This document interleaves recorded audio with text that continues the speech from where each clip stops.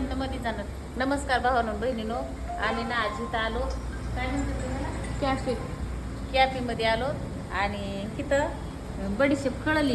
ही बडीशेप दिसते ह्याच्यात. बडीशेप ती बी बडीशेप नाही, काय ते दुसरंच आहे ते काय किंवा. आणि मी काय म्हणलं, ह्याच्यात भाजलेली सुपारी काय की आणि काढलं खाल्लं तर त्याच्यात मिरच्याच्या बिया आणि मिरच्याचे टारकालं, म्हणजे चटणी बी नाही, मोठी मोठी चटणी.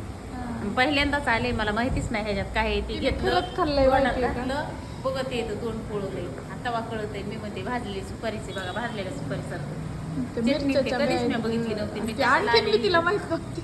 हे काय आहे पण म्हणलं बडीशेप ते पिझ्झा बर्गर वर टाकून काय किंवा हे माहीत नसल्यावर असल्या भानगडी होत्या. आता नव्या नव्या जागेवर आल्यावर विचारपूस करून तोंडात टाकू खाऊ का म्हणलं ती बरी बात आहे. असलं तोंड पोळालं का नाही. गलीमध्ये शिवला बी दिलं नाही.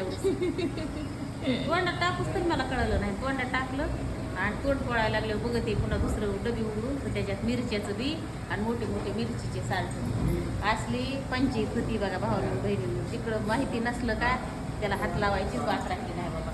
आता म्हणलं चटणी कशाला कोण इथं ठेवी, तर भरणीत भरून ठेवली इथं चटणी. पण चटणी पण सवतालच बी मिरच्या आहेत मोठाल्या. ती चटणी जर बारीक असते तर ती कळाली असते. ती चटणीच मी पहिल्यांदा बघितली. म्हणजे ह्याला चटणी नसते म्हणे, ह्याला काय म्हणते. आणि ह्याला ह्या डोरकुलेला सगळं माहिती, त्याने घेतलं नाही. मी म्हणलं खाऊ का, तू तुला द्यायचं का, तर म्हणलं न गं